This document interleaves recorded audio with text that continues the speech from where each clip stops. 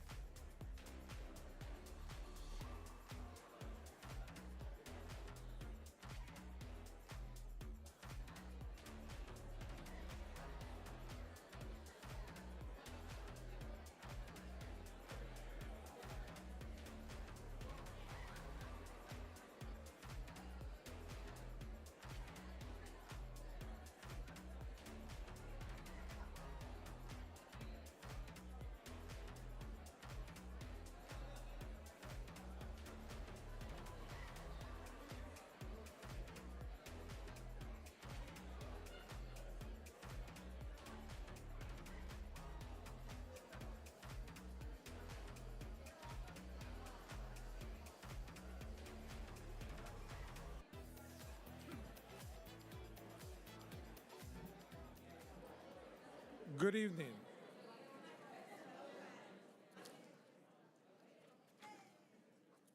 Hello, hello. Good evening. Welcome. This is a wonderful day for everybody, for our medical students, for the family of the medical students, and for the faculty that will be engaged in the process of educating our medical students. My name is Alex Arroliga. I am the regional dean here at Baylor College of Medicine Temple campus. This is our third white coat ceremony. So for us, that's a big deal because the first two were wonderful. So we really believe that this is going to be fantastic as well. So thank you for being here. Before we start the whole program, let me make a couple of remarks that I think are very important. First of all, I wanted to make sure that the family and our medical students understand that for us, the educator, is a privilege to be participating in this process. So thank you for the honor of allowing us to teach you. So when we started this process of the regional campus here in Temple a few years ago, with a small group of faculty that kept growing and growing and growing,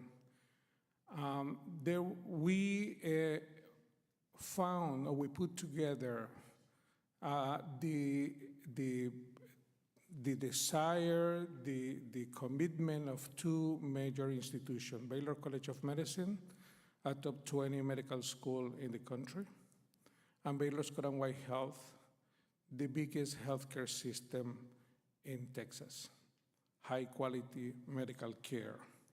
We thought that by that conjunction of these two major institutions, we will be able to provide an outstanding medical education for all of you.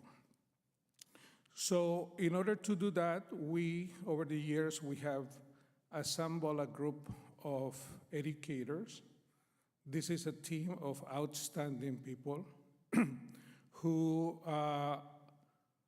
their main interest and their sole focus is to teach, and to teach you what we think is the best medicine that we know in 2025.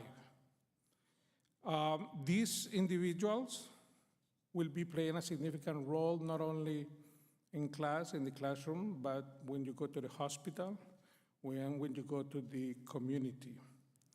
There are a large groups of support system that don't hesitate in approaching them because they're here to help you. And they do it with enthusiasm, and they do it with professionalism, and more importantly, they know what they're doing. So before I continue, I would like to honor our educators. I'm gonna ask the Baylor College of Medicine Temple deans, faculty, and staff to please stand up for me. Don't be shy.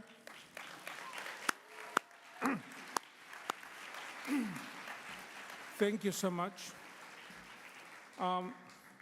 However, this is one part of the equation, the educators. But we have to understand that medical education is a two-way street. We need the students. And we need the students to be committed, which we know that you are. We're not concerned of how bright you are, because we know that you're very bright. So, but the issue here is commitment, passion, sympathy, empathy, and interest in learning. This is adult medical education. This is not spoon-feeding you material. This is for you to learn and to show initiative to learn even more and to approach our faculty asking questions in order to learn even more, with one emphasis: try to provide the best medical care to our patients. So the other thing that is important in this campus is that we're very aware that the community plays a significant role for us. The only reason why we exist as a healthcare system, as a medical school, as a regional campus, is because we serve a community. That's the only reason. Our faculty live here in Central Texas. They are part of the community. We're committed to serving the initial first two groups. MS3 and MS2 right now have done a tremendous work integrating themselves and volunteering with the community that we expect that the new group, you, are going to be able to do it as well. And at this point, I wanted to make sure that you understand that we can make one pledge to you, that we will produce the best doctors that we can produce, because we have you, we have a great faculty, we have a community, and that you will be not only a great doctor, but with a high emotional intelligence and empathy and trying to feel for our patients, not as a case, but as a human being. And that part is extremely important for us, because the community is expecting a lot from us. Believe it or not, when you go to HEB, they will know who you are. So, and HEB is an important part of my community. And that's a free service to HEB. So the last comment that I would like to make is something that, not for the next 2 or 3 years, but for the future, for the next 10 or 15 or 20 years. Practicing good medicine is a team sport. It's not only you. It's a big ecosystem around you, supporting you. Nurses, registered nurses, LVN, technicians, ultrasonographer, physical therapists, PA, phlebotomists, housekeeping. Just think about that for a second. If we don't have housekeeping in a hospital, it wouldn't work. So we are an important part, but everybody else is playing a role, which is extremely important. So for us, because we're going to be providing leadership you will be providing leadership in the next 20, 30 years, you have to understand that sometimes you're a follower, sometimes you are the leader. And you need to have that flexibility because, as I said, it's a team sport. So with that, I only going to make 2 other comments. I'm asking you something that it is extremely important for me, very difficult sometimes because sometimes we forget where we are coming from, but remain humble, always willing to learn, always willing to grow. Try to study every single day for the rest of your life. Try to think that you're going to put at least 2 hours of your life every day reading medical material for the rest of your life. If you add it up, it's going to be a long time, and you will be a great doctor. And with the comment about the teams, remember as well that this is going to be time and opportunities for you to show humble leadership. You're going to be leaders, but you're going to be humble at the same time. And humble doesn't mean just to appear humble, but it means to listen to people and, adapt and adopt their ideas if it is the best for our patients. So those are my short remarks. Now I would like to introduce Dr. Cable, Christian Cable. He's the Associate Dean of Admission and Students Affairs, who I know him for the last almost 2 decades, and who will be introducing our featured speaker. Thank you so much, and congratulations to you and to you. Thank you.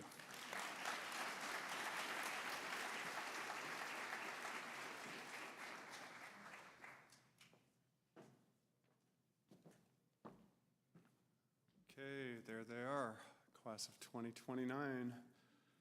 And here you are. It's a really big deal. So I will tell them now, and they won't believe me, that you'll be here next year as PRN parents, and you'll be in graduation before you know it. And thank you for everybody that's been part of the work in getting them here. As Dr. Aroliga said, we never do it alone. And I just want to take time to appreciate the sacrifice of the families that made your education a priority and blazed the trails for you. So let's give them a quick round of applause.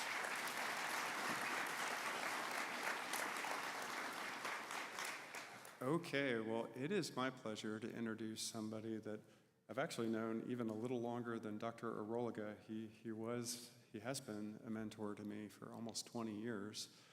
More than 20 years ago, I was minding my own business as a student member of the admissions committee, and our dean, the Dr. Vallejo of our institution, called and asked if I would help recruit a HIPO applicant. I did not know what HIPO meant, but I said yes, and went out to lunch with my wife and Teresa McNeil and her husband, Mike McNeil, at Fuddruckers, which is no longer in the Temple Mall. And so I agreed, this is somebody that would be a wonderful classmate. And so Dr. McNeil was an M1 when I was an M4, and we both trained here, and I've known their family for a very long time. Both of our families have 3 sons. We were actually neighbors at one time. My boys were worse than theirs. But Dr. McNeil is a doctor's doctor and a person's person, and that's what Dr. Aroliga is saying, that we're role modeling for our students, and that's the kind of team we have. She's an associate professor at Baylor College of Medicine, has held many roles in leadership. She's currently a member of our system board of trustees and is the associate chief medical officer of our Temple region, which is one of our largest clinical regions. But more importantly, I think she's going to give you words of wisdom, and my advice is to listen carefully. Let's welcome Dr. McNeil.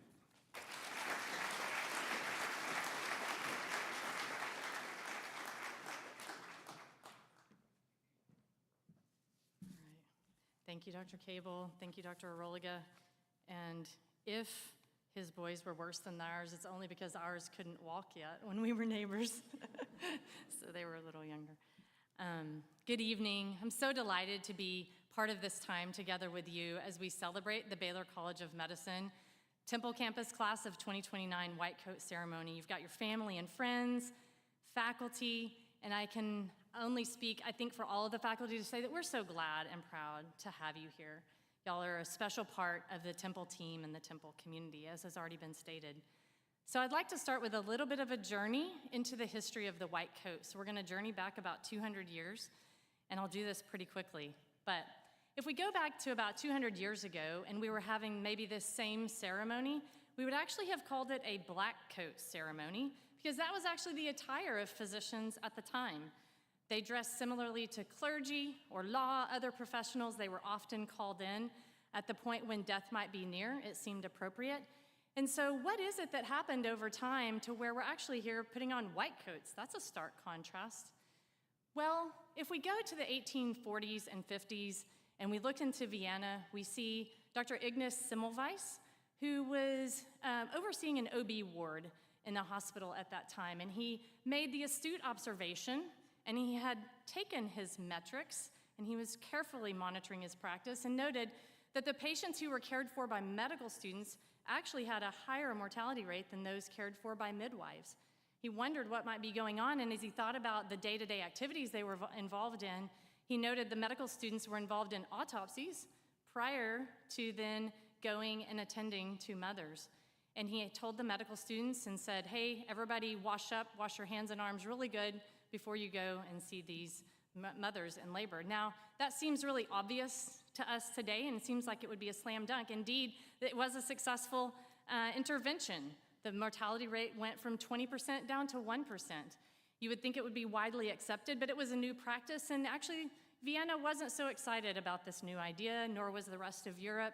He had repeated this in another location and had the same similar success, but he died in 1865 before antiseptic technique was actually accepted. So enter around 1860 Dr. Joseph Lister, that's right, Listerine, if you think about that. He was in Scotland, and he again was a physician who thought about his practice very carefully, and he was interested in many things. One of them was the use of carbolic acid or phenol on surgical wounds to decrease surgical infections and surgical mortality. And indeed, he was successful at that. He was also astute, as Dr. Aroliga mentioned in his studies. He was aware of the work of Louis Pasteur and microorganisms. And we evolved over that next 10 to 15 years where antiseptic technique came to be widely accepted, and the white coat became the attire of the physician. We know that in 1895, a famous painter painted a surgical amphitheater where indeed the surgeons were all wearing white, representing, of course, cleanliness. And over time, we know that it's also come to represent compassion, competence, skill, and trust. And so these physicians were great examples of using metrics for thoughtful interventions. And you're very accustomed to metrics as students, right? You know how to make grades, you've got testmanship, you are counting your volunteer hours and your leadership activities, and those are important. They help to form your experiences. But I would ask you to think about your internal metrics and your internal motivators, and that is the motivation to ask good questions, to do that extra task for your team, to go and look up things on a patient when you don't have the answers. In other words, going the extra mile, not only for patients, but also for your team, and your team is your class. How can you encourage each other to learn? One of the things I think you'll learn most about, of course, you're gonna learn many things, all about all of the anatomy, which I know you're already into the thick of, and you learn about biceps and triceps, but I would argue that one of the biggest muscles you will grow, and what I hope you'll learn, is really more your triceps. And I hope you'll remember that because it's such an important part of medicine. So what is your trustometer? What is your triceps over time? Trust is so critical in leadership. We know that across industries. It's also especially critical in healthcare where patients' lives are on the line, and this makes a huge difference in a high-functioning team. So sometimes when we measure metrics, they're not always good. That's part of the process, right? And it's hard to also measure trust. So I want us to think about this statement. Not everything that counts can be counted, and not everything that is counted counts. Sometimes when we count things, we come up short, and I would call that, maybe it's a bad metric, maybe it's a failure, but really let's think of it as a learning experience or a hard time. And so, there's a famous theologian, Dr. Seuss, who once said, sometimes things happen and frequently do to people as brainy and footsie as you. And so when mistakes or bad metrics or hard times occur, does that mean you're not worthy of the white coat? Of course not. When I spoke to you last spring at Welcome Weekend, we talked about your resume or your curriculum vitae, and that there are many things in life that happen that are not part of that document.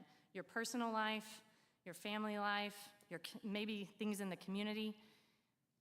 Also, that resume, if you'll think about it, it's really only full of the positive things, the achievements. It's sort of like social media account where you just put the good stuff, right?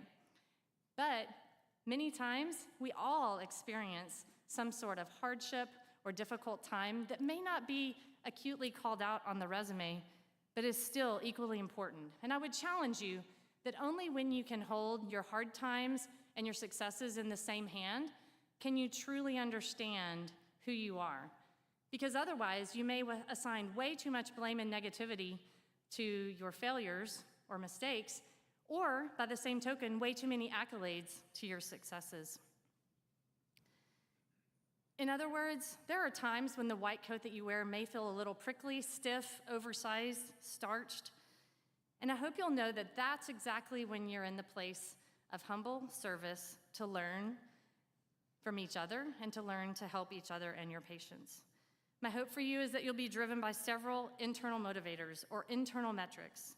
First, may you be driven by the intrinsic pleasure of caring for patients. When the dry erase marker in your pocket is used to explain things on a whiteboard to a patient in their room, I hope you'll enjoy that moment and be thankful for the privilege it brings. May you be driven by the desire to learn the art of medicine that continues to evolve, from stethoscopes to handheld ultrasounds to artificial intelligence. And when the weight of that stethoscope feels a little bulky in your pocket, may you learn to hone these skills of the evolving practice of medicine. An AI chatbot may be able to pass your written boards, but only a well-trained, disciplined, ethical, compassionate physician can truly learn how to best leverage these evolving tools for the good of our patients. May you be driven by the privilege of cheering and encouraging a patient when they've had treatment success. May you also be driven by the honor of the humble feeling that you may have to talk to a patient when the treatments are no longer working and it is no longer a cure you offer, but comfort, peace, symptom control, and that's all coming back full circle to that level of trust. So I would argue when the tissues in your white coat pocket have run out, may you realize you're not alone and you've got colleagues to draw strength from. When you give of yourself and you're physically and emotionally on empty, may you pull out that granola bar that you'll have with you on rounds, okay? Or maybe your phone from your pocket that has an encouraging text from a friend. And I hope you'll draw strength from that and be able to recenter and recognize the truly meaningful work that we are called to do. So how will you measure your life? What metrics will motivate you internally and externally? Clayton Christensen wrote a book called How Will You Measure Your Life? He was a gentleman who went to MIT for undergrad, Harvard Business School for his master's degree, and then later he was a Rhodes Scholar at Oxford. He ultimately became a professor at Harvard Business School, and as he would go through the years of his life and return to his reunions every 5 years at 3 very prestigious institutions, he noticed that each time there was 1 or 2 more classmates that had maybe gotten off the good path a little bit, either personally or professionally. And being a professor, he really wanted to do what he could to mitigate this for his students and get them to think about this. So he devoted the last day, or the last class of the last course that he taught to the question of how will you measure your life. His 3 questions were, how will you grow your life such that you have a meaningful family life, a meaningful work life, as well as maintain your ethical principles? And I in turn ask you to ponder this as you embark on your own professional journey. What metrics will you follow for yourself? How will you ensure that your internal motivation and actions stay true to your values and intentions and engender trust in your teammates and in your community and in the patients and families that you serve? At some point, 4 years from now, you're going to be on the last day of your last rotation.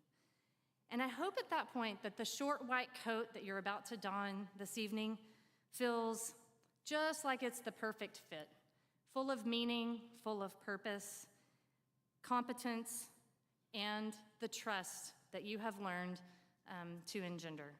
And when that happens, I hope that you remember to thank your family and friends, your faculty, nurses, and other healthcare professionals, as well as the patients and their families, for they are the ones who truly teach us the most.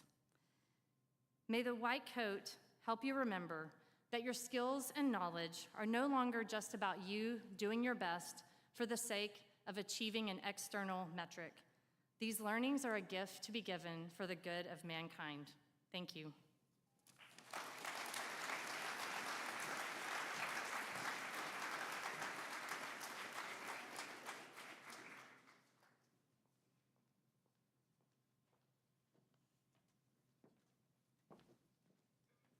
I told you should listen, right? Thank you. Thank you so much. Okay, this is the moment we've been waiting for. And so Represented assisting the white coats are our learning community advisors. Each of your students have a faculty physician who's in charge of the squad of 8. And then we also have their PRN parents who are MS2s who may or may not be younger than their kids, but all works. We're going to start with the green squad and begin the donning of the white coats.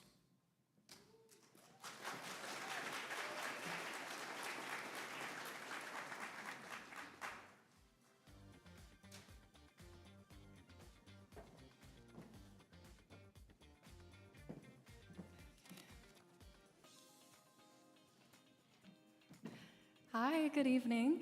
My name is Dominique Ortiz, and this is Garrett Davis, and we are the PRN parents of the amazing Green Squad. It is our privilege and our honor to introduce them now. We will begin with Catherine Boyd.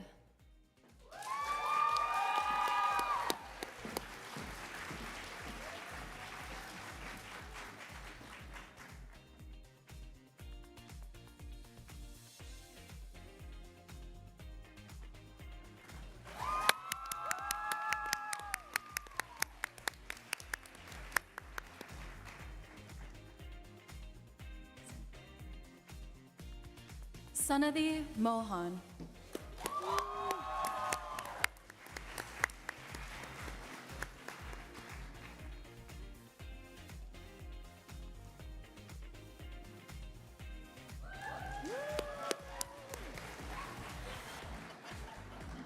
It's really adorable. Ayla Khan.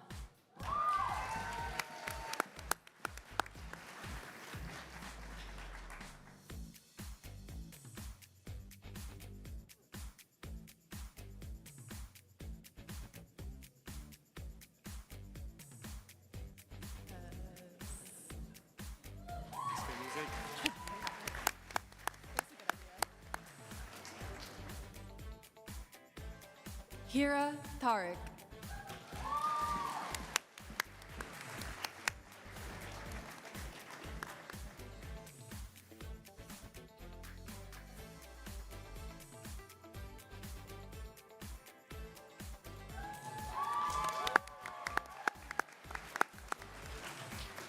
Nasser for heart disease.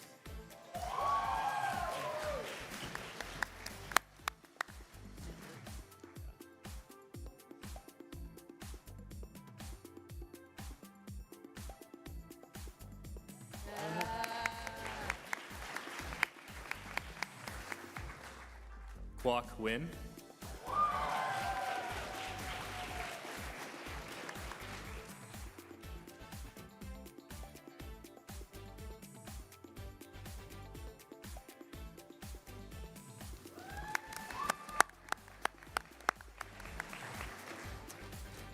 Gabe Bell.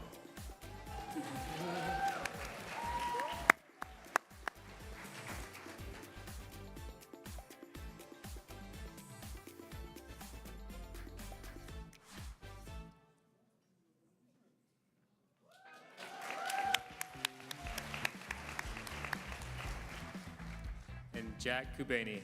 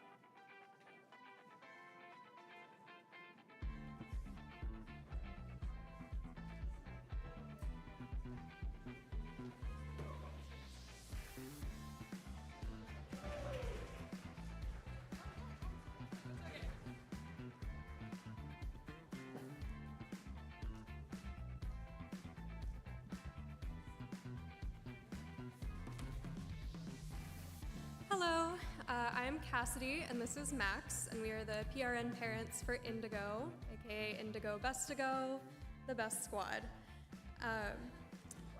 Thank you. So we are going to begin with Damini Patel.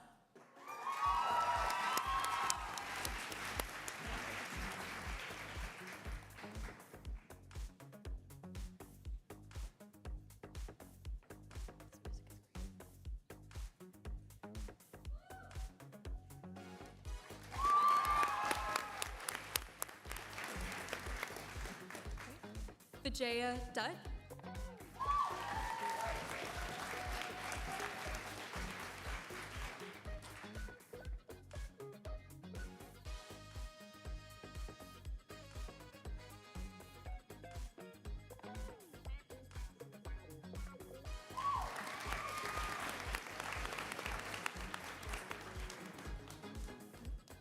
Victoria Chidi Young Odor.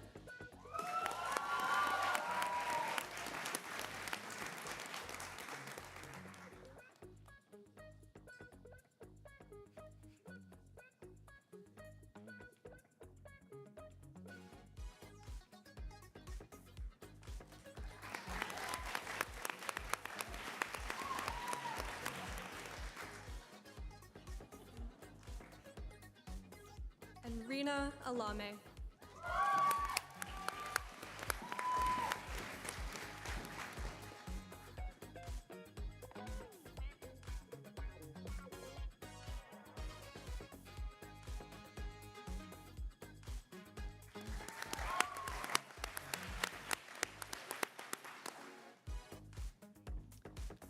Soren Robinson.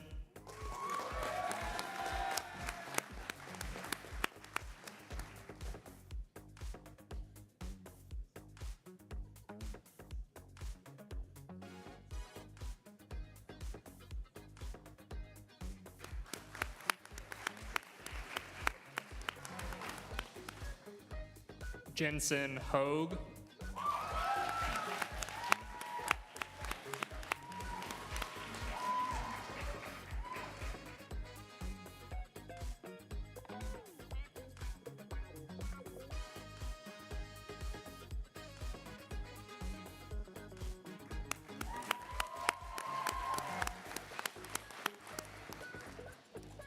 Akilan Nyanaville.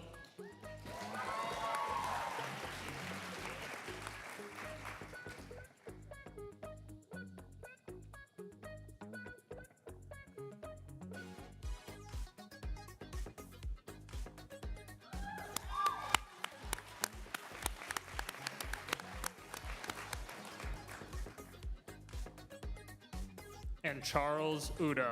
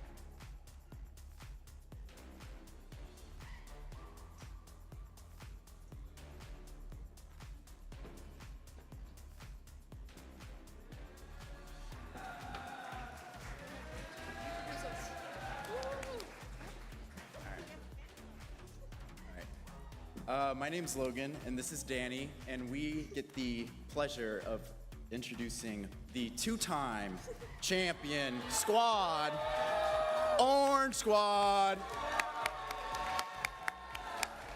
Thank you. And first up, we have Isabella Shula.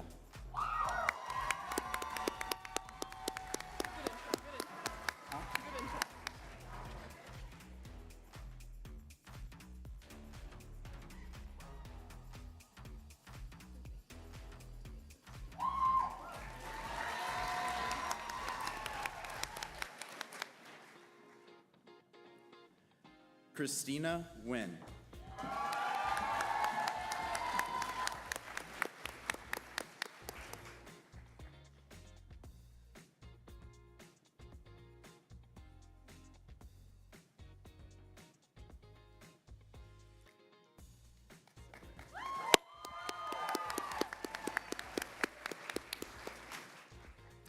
Sarah Lee.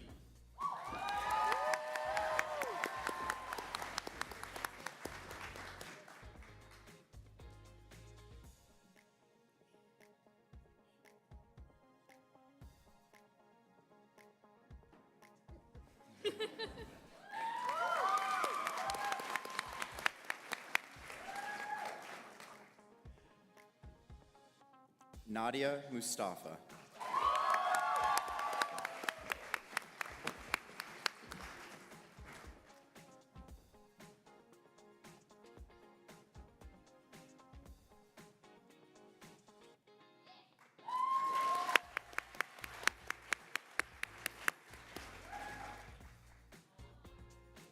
Francisco Garcia.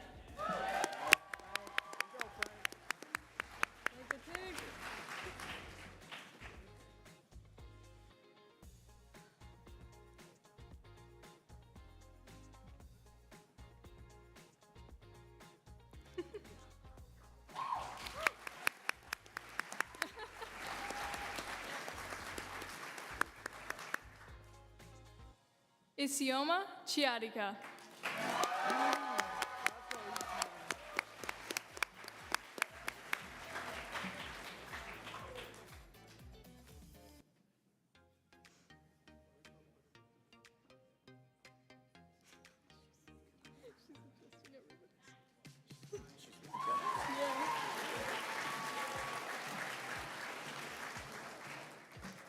Anthony Ronnie Shanar.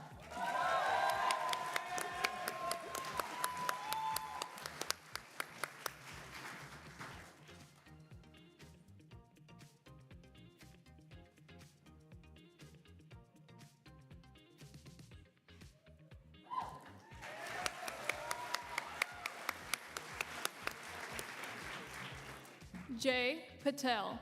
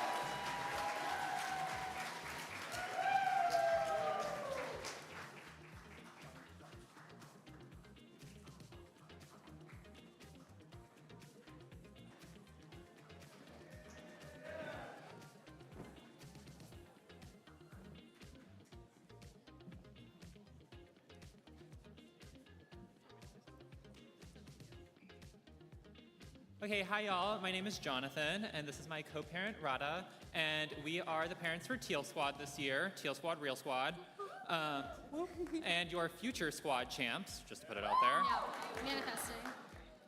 And take it away. We have Kaylee Yu.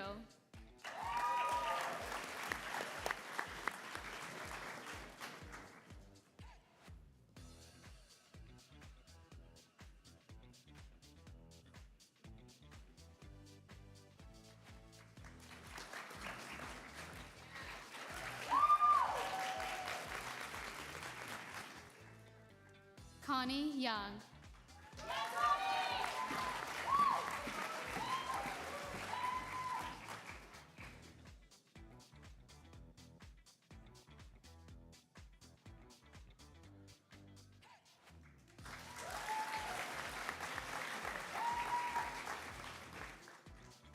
Sahiti Harimari.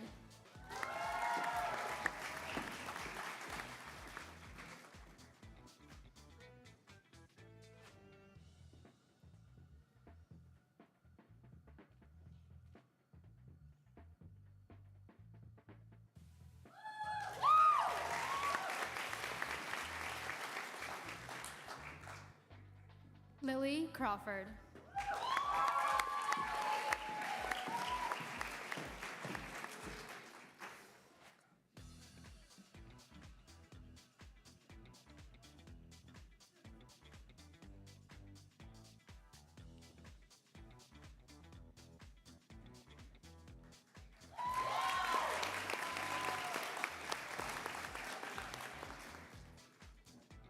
Megan Jennings.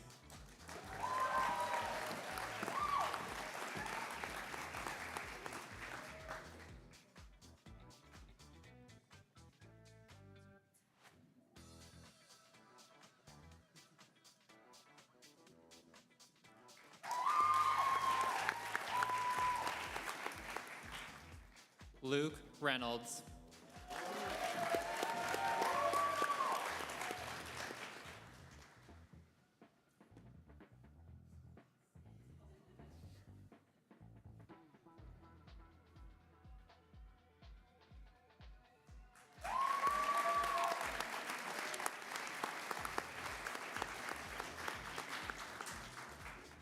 Chetan Dolakia.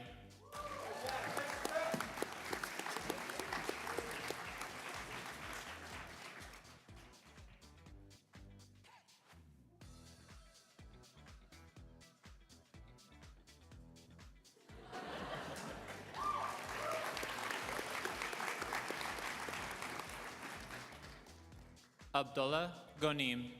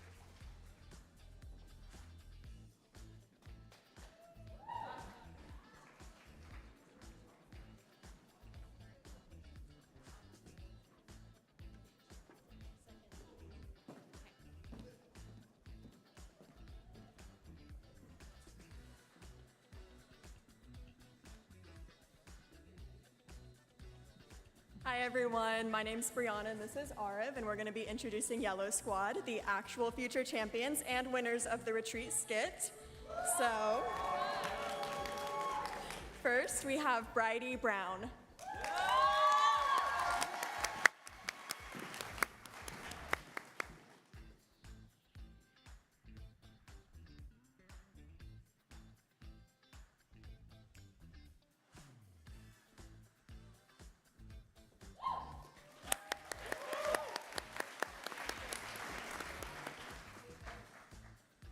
Vrushali Pundit.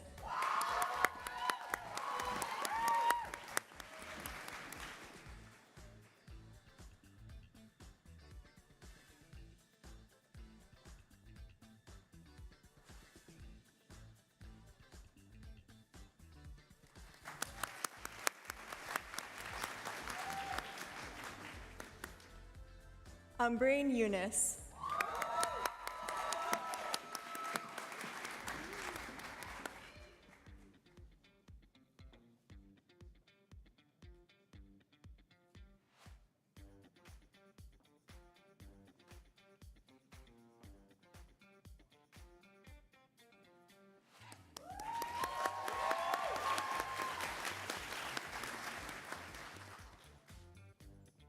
Audrey Lingen.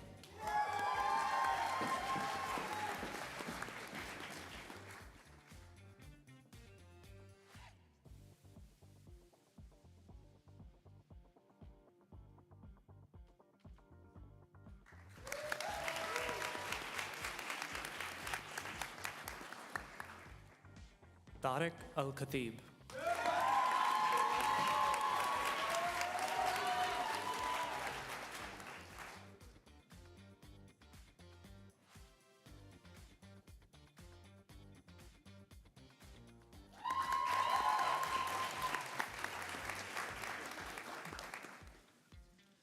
Gufran Murtuza.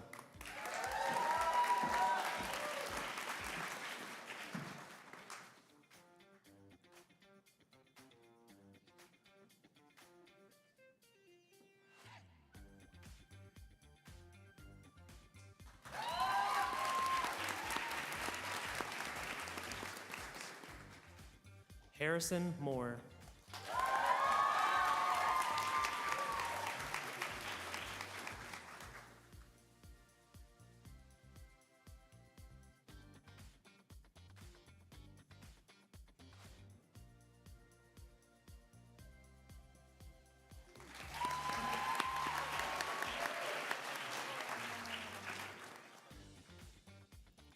Mason Gosley.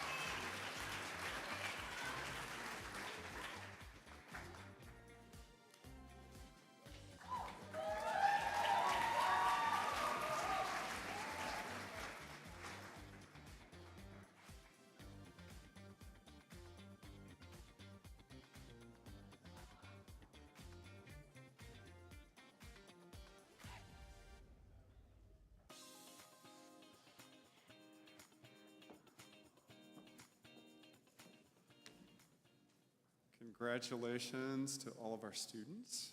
And yes.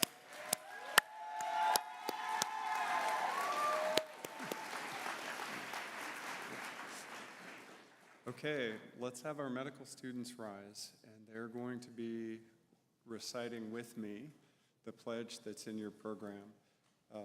Let's all read it together. And this is something that, as you know, we take very seriously. We welcome you to the profession of medicine, and the obligations that you have are a real blessing. So we'll read together the medical student oath. As a medical student at Baylor College of Medicine and as a future physician, I will practice medicine to the highest standards of conduct by doing what is best for my patients and allowing neither greed nor miserliness nor thirst for great reputation to corrupt me. I will cultivate the virtues of integrity, honesty, compassion, courage, respect, and self-sacrifice in myself and in my colleagues. I will remember that my actions impact the way the world perceives medicine. I will cherish the diversity among my patients and my colleagues and will not tolerate any form of discrimination or harassment.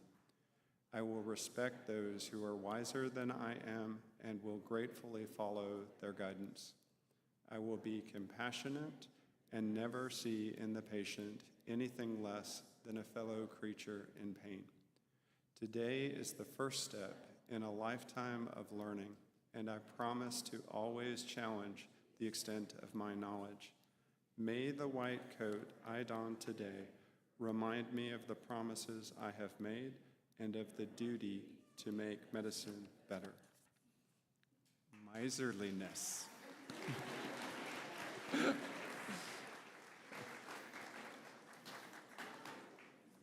Little bit of updated language from Hippocrates, but still some traditions. Okay, let's do the honor code pledge together. I pledge to maintain a high level of respect and integrity as a medical student at Baylor College of Medicine. I understand and will uphold the honor code in letter and spirit to help our school advance authentic learning. I will not lie, cheat, plagiarize, or be complicit with those who do. I will encourage fellow students to uphold these same values. I make this pledge in the spirit of honor and trust. Please be seated.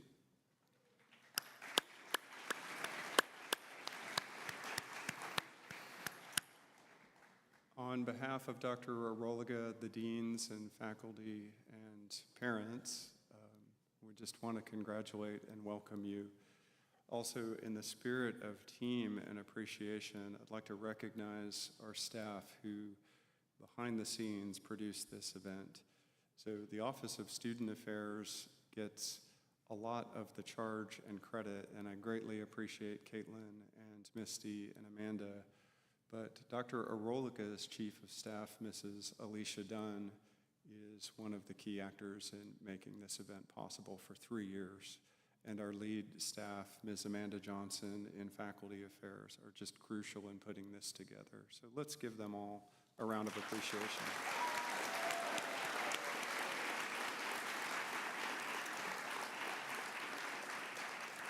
Okay, well, in case any of the younger siblings or actual parents or PRN parents are hungry, we have a lovely reception and pictures waiting. So students, please be aware if you're called for pictures, and faculty as well. So pay attention to our photographers, and we'll be taking pictures, but we're dismissed to join the reception. Have a great evening.